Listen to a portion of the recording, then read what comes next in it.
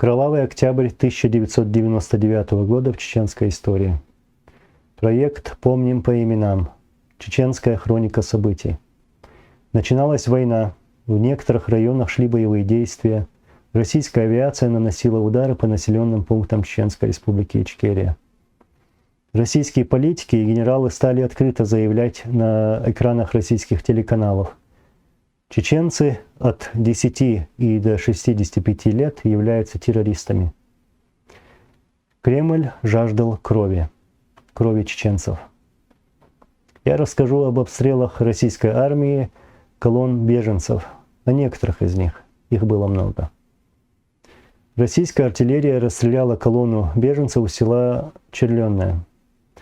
6 октября 1999 года в этот день российская артиллерия в упор расстреляла автобус с беженцами в Шелковском районе возле села Черленное.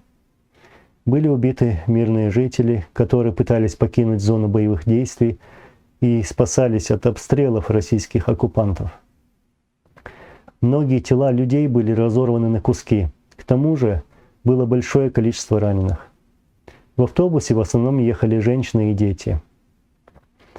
Сначала средства массовой информации России пришлось рассказать об этой трагедии, так как об этом уже стали говорить CNN и Associated Press.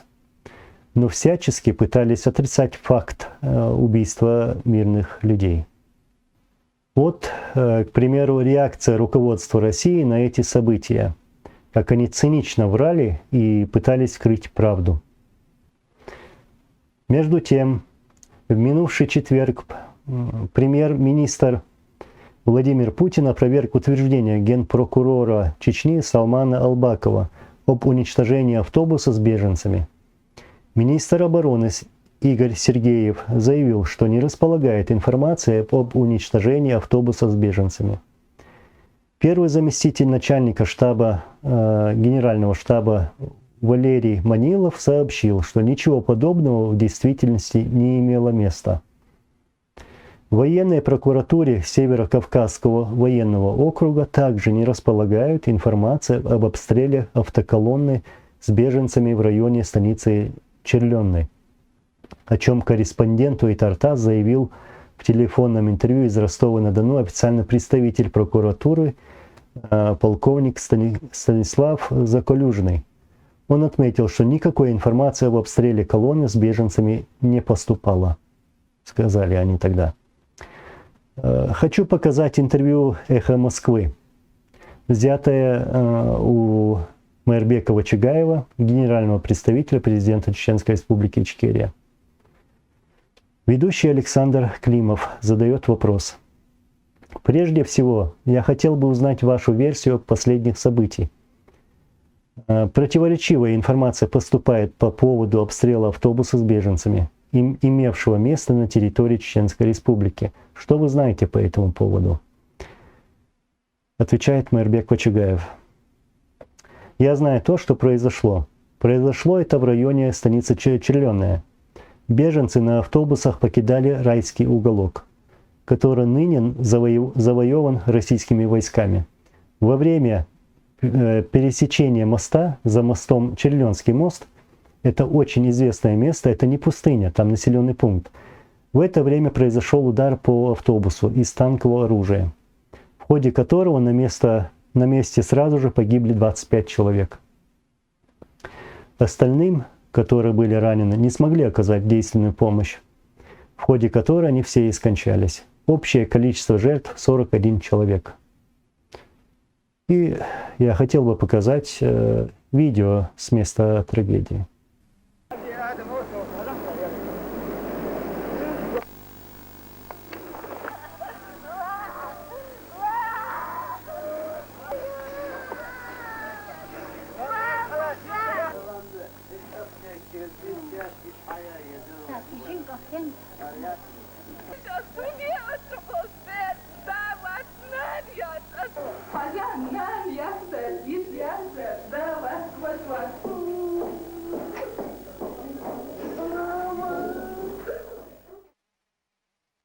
Расскажу о другом случае. Обстрел колонны беженцев возле населенного пункта Горячеисточнинская. 29 октября 1999 года в двух разных районах Чеченской Республики Ичкерия у села Шами-Юрт и станицы Горячеисточнинская российские войска подвергли артиллерийским и ракетным ударам колонны беженцев. Среди погибших были дети и женщины. За месяц до трагических событий, 25 сентября 1999 года, в Министерство и Управление внутренних дел ряда краев и республик Северного Кавказа поступили телефонограммы от командования группировок оккупационных сил, российских оккупационных сил, с приказом закрыть административные границы для выхода людей из Чеченской Республики Ичкерия. Выполнять это указание отказался лишь президент Республики Ингушетия Руслан Аушев. В результате в Ингушетию устремился поток людей, бегущих от военных действий в Ичкерии. Но 22 октября 1999 года российские оккупационные силы полностью перекрыли административную границу между Ингушетией и Ичкерией, запретив пересекать ее гражданским лицам. При этом большая часть территории республики, не занятая российскими оккупантами, подверглась артиллерийским обстрелам, бомбовым и ракетным ударам. 26 октября российские СМИ распространили сообщение о том, что с 29 октября будут открыты гуманитарные коридоры для выезда мирных жителей Ичкерии либо в Ингушетию, либо в северные районы Ичкерии. Тысячи людей решили воспользоваться этой возможностью. Часть беженцев предпочла выехать в северные районы. И 29 октября, около 9 часов, колонна беженцев выехала со стороны Аргуна, проследовала через село Петропавловское и направилась в сторону станицы Горячеисточнинская, примыкающей к крупному селу Толстой-Юрт. На окраинах этих двух населенных пунктов уже располагались позиции российских войск. Это было на Терских хребтах, на высотках. Когда колонна автомашин приблизилась к Горячеисточнинской, по ней без предупреждения был нанесен артиллерийский удар. Огонь велся с позиции федеральных войск на высотках Терского хребта. В результате обстрела погибли не менее 23 беженцев. Еще 7 человек позже скончались от ран в больницах. Среди погибших были как минимум 5 детей. Несколько десятков человек получили ранения, и обезумевших от ужаса людей, среди которых были старики, женщины и дети, хладнокровно добивали снайпера с позиции российских войск. Люди не могли забрать тела погибших и оказать помощь раненым. Их обстреливали. Опять же, причастность к убийству мирных жителей российское командование всячески отрицало. Обстрелы колонн беженцев продолжались на всей территории Чеченской Республики Ичкерия.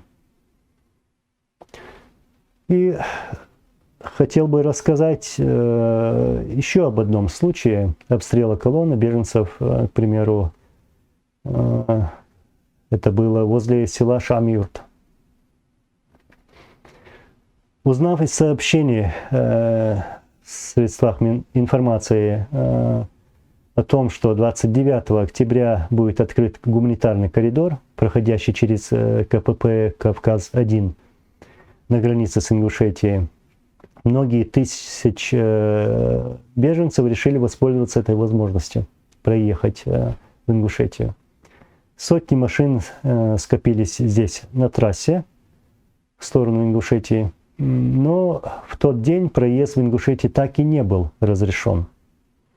Машины с беженцами, скопившиеся у контрольно-пропускного пункта КПП, начали разворачиваться и возвращаться по трассе Ростов-Баку назад в сторону Грозного. Однако у села Шами-Юрт по колонне был нанесен ракетный удар авиации. Погибли 16 и были ранены 11 мирных жителей. Очевидцы также рассказывают, что в результате этих обстрелов пострадали и сотрудники Международного комитета Красного Креста. Их машина была раскурочена, были жертвы. Мне доводилось встречаться с людьми, которые были свидетелями этих обстрелов, и разговаривать с ними. Они рассказывают, что по ним ударили российские самолеты, и что выпущенные ракеты попали в автобус, набитый стариками, женщинами и детьми. Многие из них сгорели в пламени возникшего пожара. Среди сгоревших были грудные дети и беременные женщины. Были атакованы и другие машины. Они уже горели в кюветах. Я хотел бы также показать видео с места этой трагедии.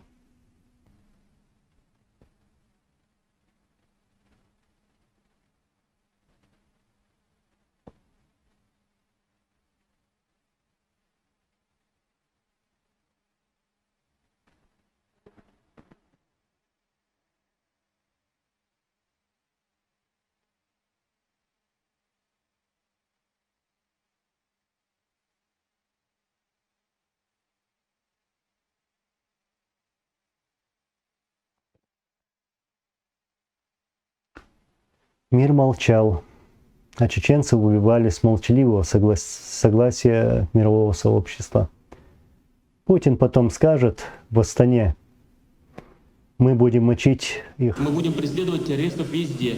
В аэропорту, Значит, вы уж меня извините, в туалете поймаем и в сортире их замочим, в конце концов. Все, вопрос закрыт окончательно. Затем Ельцин на саммите в Стамбуле скажет: вы не имеете права критиковать Россию за Чечню. Вы не имеете права критиковать Россию за Чечню. Так начиналась Вторая русско-чеченская война. Так пришел к власти Путин. Вся вина в жертвах мирного населения Ичкерии, какой бы нации они ни относились, лежит на Путине и тех, кто поддерживает его режим. И да помилует Аллах всех погибших и убитых наших братьев и сестер.